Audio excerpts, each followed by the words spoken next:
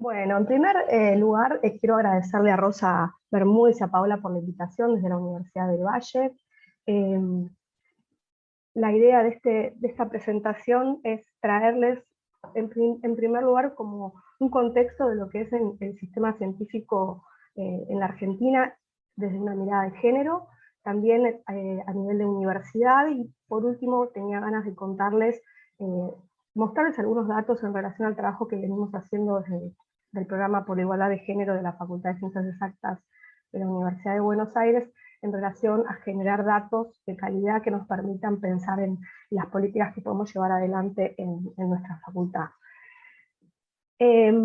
Bueno, tenía mi diapositiva de agradecimiento al equipo de trabajo, está al final, pero continuando con la línea, quiero por un lado agradecerles todo este trabajo que les voy a mostrar. El programa tiene ya 5 años en la facultad, y es gracias al trabajo de un equipo que fue creciendo, que fue cambiando su manera de pensar y de abordar el trabajo que hacemos cotidianamente, y que está formado por diferentes perfiles, ¿no? De personas que tienen licenciados en ciencia política, matemáticos, psicólogas, psicólogos, y bueno, y fue cambiando esa configuración en el tiempo. Y también, lo voy a retomar en quizá la siguiente diapo, pero todo lo que significó, o sea, piensen que somos una facultad de ciencias exactas y naturales, ¿sí? O sea, producimos un montón de conocimiento sobre otras temáticas que no son ni las cuestiones de género, ni las violencias de género, y sin embargo el trabajo en red, aprendiendo de las experiencias de otras universidades de la Argentina, aprendiendo las experiencias de otras compañeras, y con esa generosidad del compartir el conocimiento pudimos llevar adelante este espacio. Así que bueno, para ponerles un contexto nacional, Argentina tiene 56 universidades nacionales. Como mencionaba antes Carmen, en Argentina también las universidades tienen una autonomía propia, y muchas veces, en general, sus facultades son también órganos descentralizados, aunque se rigen por las reglas que se acuerdan en cada universidad. Si se fija la distribución de género en los rectorados, vemos que hay un 12% que está ocupado por mujeres. Y acá les quería traer también al contexto nacional cómo desde hace muchísimos años hay, digamos, en diferentes universidades y espacios de las universidades hay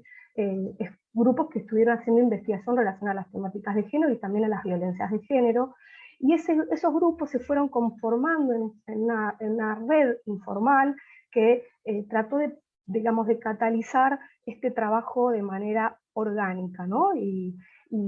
se decidió llevar adelante, eso fue más o menos esta constitución de red en el 2015,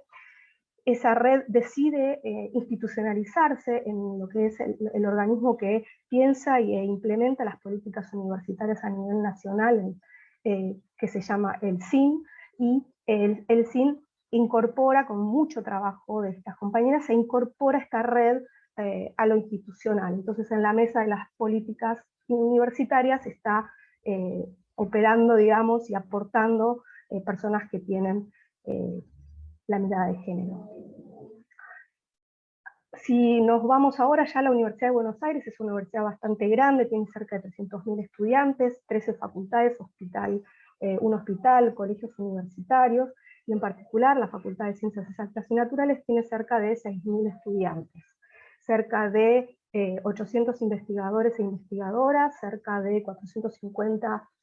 personas que están en el plantel docente, y piensen que Exactas aporta a lo que es el sistema científico nacional cerca de un 10% digamos, del sistema científico está compuesto por investigadoras e investigadores de Exactas. Tiene varios,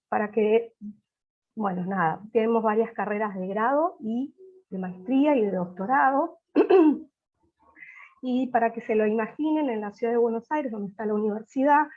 es un campus universitario, Exactas tiene uno de estos pabellones, un edificio, después tiene otro edificio y un edificio bastante más nuevo, pero para que imaginen también que estamos rodeados de un parque, bueno, para pensar los espacios, ¿no? Y lo dejo picando para eventualmente otras preguntas de, bueno, ¿cómo habitamos espacios con perspectiva de género? Si lo tienen, o con una perspectiva de género que considere a las mujeres y diversidades sexuales. Tengo acá abajo marcado Jardín de Infantes, porque Exactas tiene desde hace más de 20 años un jardín dentro del pabellón 2, que le llamamos, que aloja los niños y las niñas de 250 familias, que son trabajadores y trabajadoras de la facultad. Si pensamos en la distribución de género, traje esta diapositiva para mostrarles cómo está distribuido por género el gobierno actual de la Universidad de Buenos Aires. Si se vemos las autoridades, 12%, se repite este número de mujeres. Si ya pasamos a la representación en el gobierno de la universidad, en donde en esa representación hay estudiantes, graduados, decanos, ya asciende a un 30%. Cuando vemos la distribución de mujeres en decanatos y vicedecanatos, ronda el 30%, y si nos paramos específicamente en la Facultad de Ciencias Exactas, vemos que esta distribución en las autoridades es un poco mayor si la comparamos con las autoridades de la universidad en general. Bueno, ahora pasando al contexto del sistema científico-tecnológico argentino, voy a hacer una cosa muy resumida. Traigo una foto representativa de lo que en el 2017 eran las autoridades del Ministerio de Ciencia argentino, para que ustedes vean esa foto y, bueno, caractericémoslo desde el punto de vista de género. Es un ministerio que se fundó en el año 2017, y en el año 2019 deja de ser, se degrada a Secretaría y pasa a la órbita del Ministerio de Educación, y en diciembre del 2019 se recupera, con un cambio de gestión, de gobierno, se recupera la jerarquía del ministerio. Y piensen también que en ese mismo año se crea en Argentina el Ministerio de Mujeres, Géneros y Diversidad, ¿no? Estoy como mencionando políticas o mencionando grandes trazos para que tengan una idea del contexto. En junio del 2020, dentro del Ministerio de Ciencia y Tecnología, se crea un programa nacional para la igualdad de géneros en ciencia y tecnología, cumplió un año hace poquito, en donde el objetivo de este programa es garantizar la participación igualitaria de mujeres y la población LGBTIQ+, en todos los niveles y ámbitos del sistema científico-tecnológico, como con la idea de incorporar la perspectiva de género en los procesos, no solo de la cantidad de mujeres y diversidades sexuales que participan del sistema, sino también en cómo los procesos de investigación, desarrollo y todo eso. Una ley importante a principios de este año en Argentina fue la aprobación de la Ley de Financiamiento de Ciencia y Tecnología, en donde se pretende de manera creciente aumentar los recursos que se destinan a ciencia y tecnología de 1.3 del Producto Bruto Interno a una proyección al 2032 pasar a un porcentaje de 1. Y lo que me pareció interesante traer acá es que está aclarado específicamente en esa ley que hay una inclusión, parte de ese financiamiento es para la inclusión de mujeres y el colectivo de diversidades sexuales. Bueno, en esta diapositiva pretendo mostrarles resumidamente cómo se distribuye en el CONICET, que es nuestro organismo de promoción más importante de ciencia y tecnología en la Argentina, y donde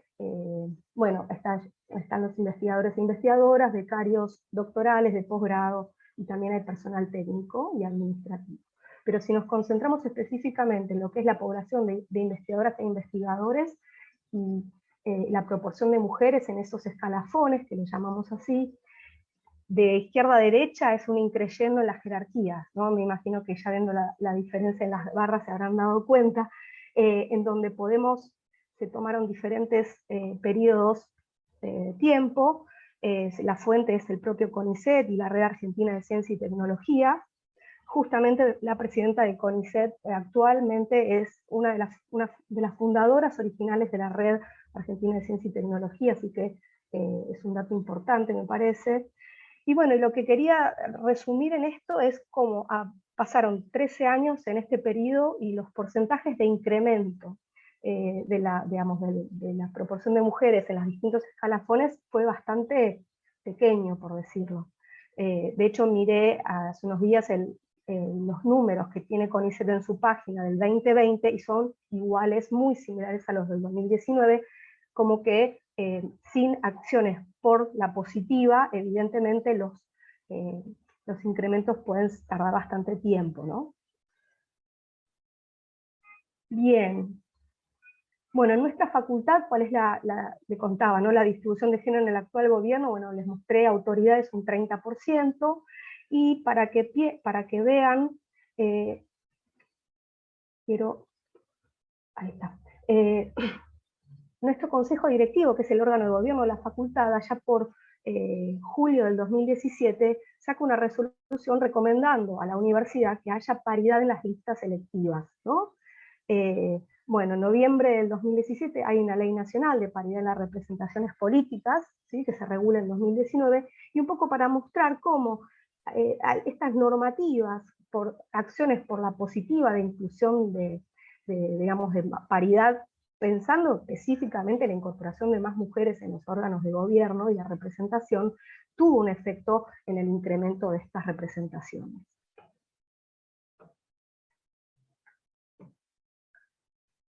Bueno, esto es bastante similar a lo que mostró hace un ratito la compañera de España, que no es Carmen, disculpen, que, bueno, donde a medida que aumentamos en los cargos docentes de profesores y profesoras la jerarquía, cuando en los cargos iniciales tenemos una proporción similar de mujeres y varones, a medida que incrementa, nos llegamos, profesoras titulares son el 50% está como bastante por debajo. Y esto se mantuvo por bastante tiempo. Bueno, en esta diapositiva, no quiero marearlos, pero básicamente la idea era resumir cómo el contexto universitario, el contexto político general,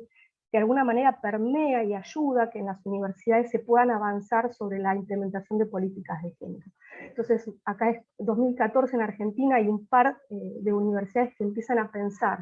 cómo abordar las situaciones de violencia de género, porque situaciones de violencia muchas universidades tienen sus dispositivos, pero si pensamos en este tipo de violencia en particular, sabemos que se necesitan determinados cuidados y consideraciones. Entonces, bueno, empiezan a implementar cómo, por un protocolo, una serie de pasos, cómo las universidades abordan este tipo de violencia. Y ese es 2000, como decía, 2014, el movimiento masivo del Ni Una Menos, el colectivo Ni Una Menos allá por 2015, de alguna forma impulsó aún más el trabajo en las universidades relacionados con lo que les decía, de la perspectiva de género.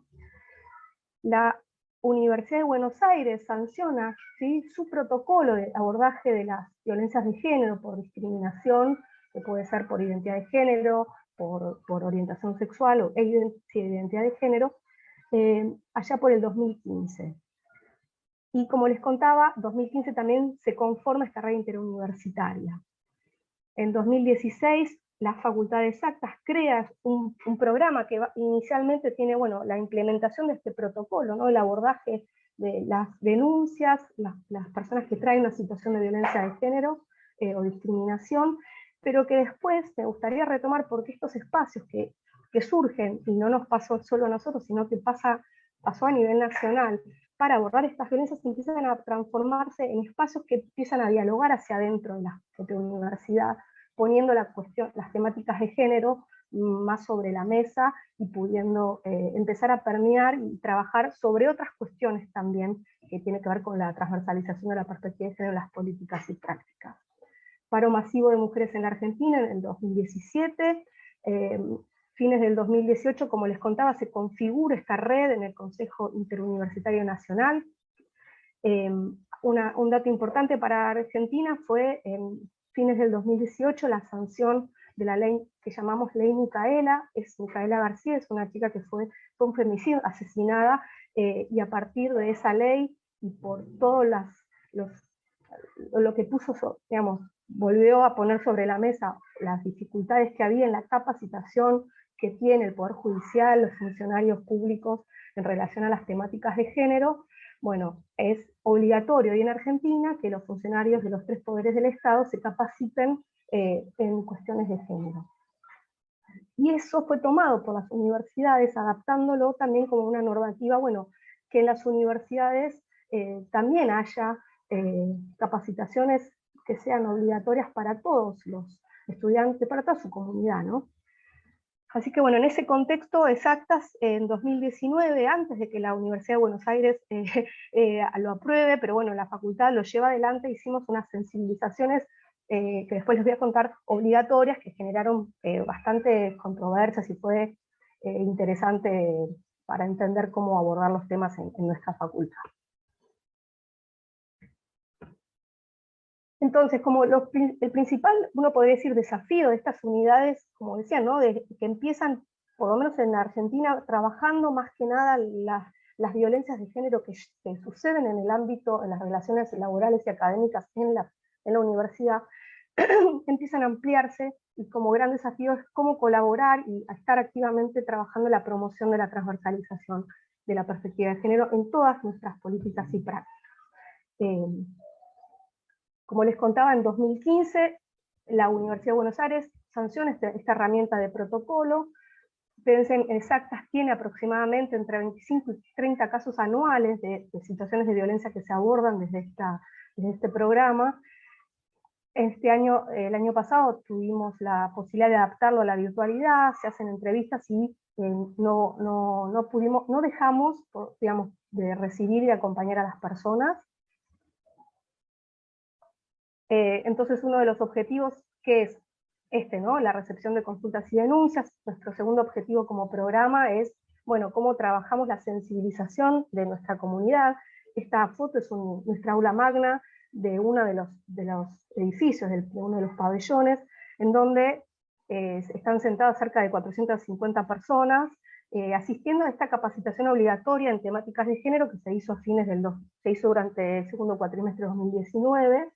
En la totalidad pudimos,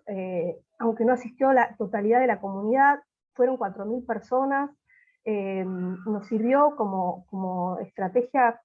o como un acto político en donde la facultad ponía de manifiesto el interés que tiene que su comunidad se sensibilice y se capacite en relación a esta temática. Y bueno, después ya la universidad, a toda su escala, resolvió un curso obligatorio. En esta sensibilización lo que se puso también como de manifiesto fue nuestro trabajo en red. Todos los invitados que vinieron y hablaron son especialistas que pertenecen a otras universidades nacionales de Argentina, que en general son las que están liderando estos cambios trabajando en esta temática. Y bueno, por el último de los objetivos que tenemos es esto que les contaba, sistematizar y producir datos estadísticos que nos permitan pensar y mejorar las políticas que tenemos y cómo enfocarnos. Entonces para esto aprovechamos la experiencia de otra universidad nacional, que es la Universidad de San Martín, y tomamos una encuesta que ellos habían hecho sobre violencia de género, discriminación por género o identidad de género en la comunidad, y la adaptamos a Exactas. Y eso significó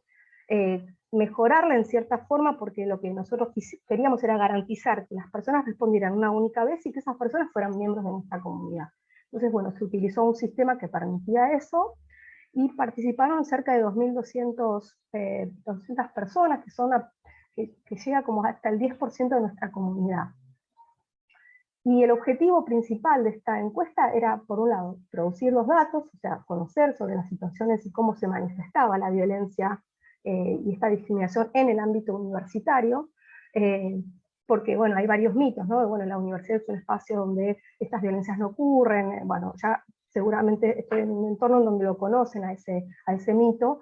ponerlo de manifiesto para derribarlo en la propia comunidad, sensibilizar, porque las personas, mientras hacían la encuesta, era un proceso de sensibilización, y al mismo tiempo aprovechar para difundir el espacio institucional y la herramienta del protocolo, y bueno, esas eran las tres.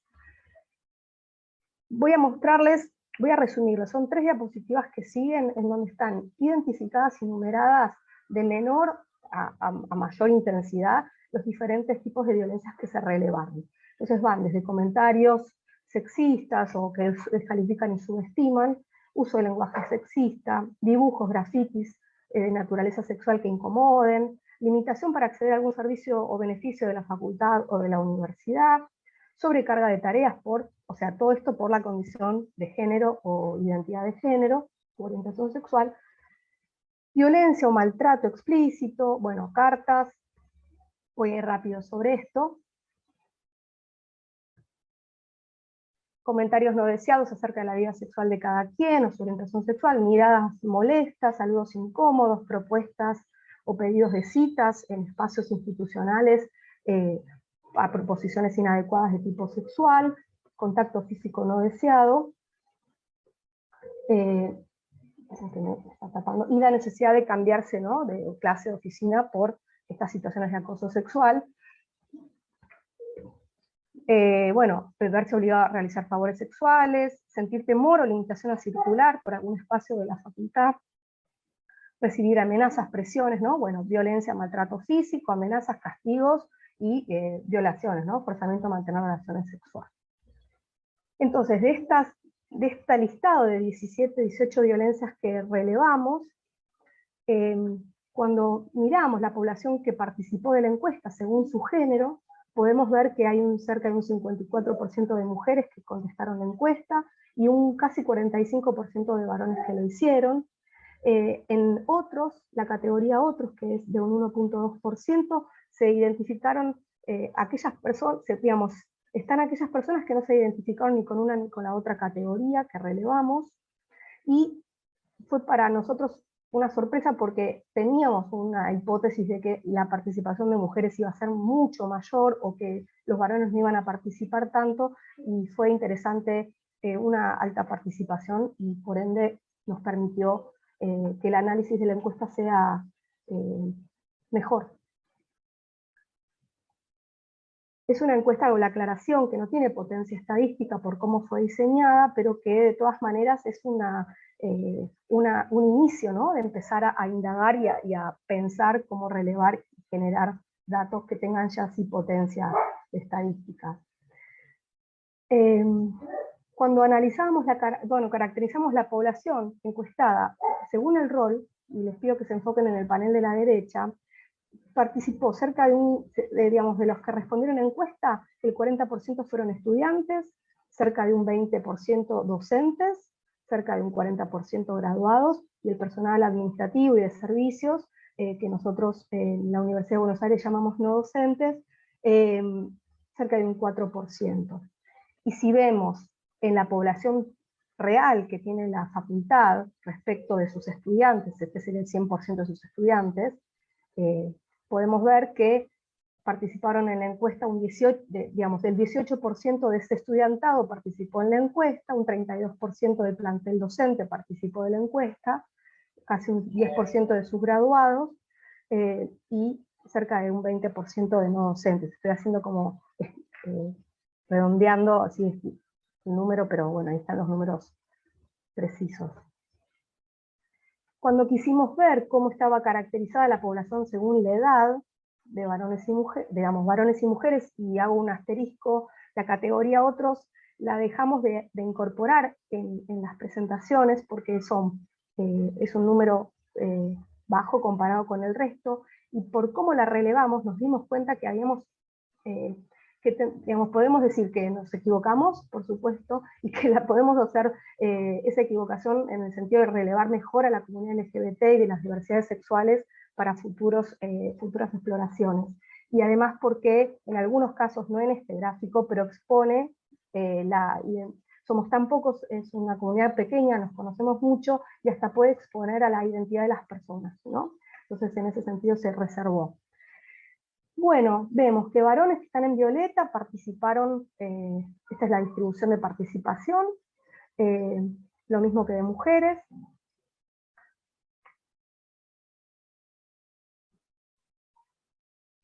Y si nos concentramos ahora en les preguntamos, analizamos, de la población de mujeres que participaron en la encuesta,